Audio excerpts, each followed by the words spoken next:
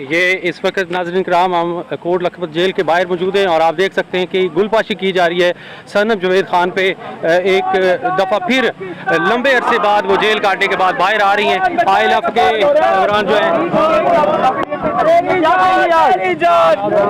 रिहाई वो मेरी नहीं कर रहे थे, बड़ी मुश्किल हुई है रिहाई मेरी और खुशी में तब आपको अभी भी बाकी लोगों के ख्याल है।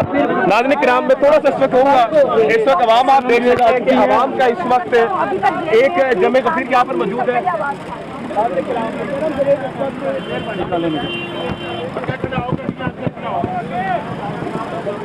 गाड़ी यार भाई निकालें, गाड़ी निकालें, गाड़ी निकालें भाई आओ बैरियर तो बात कर लेना यार।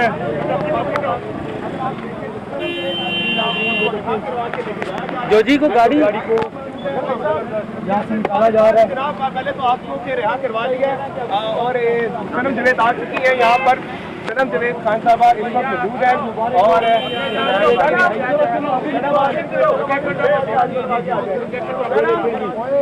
माशाल्लाह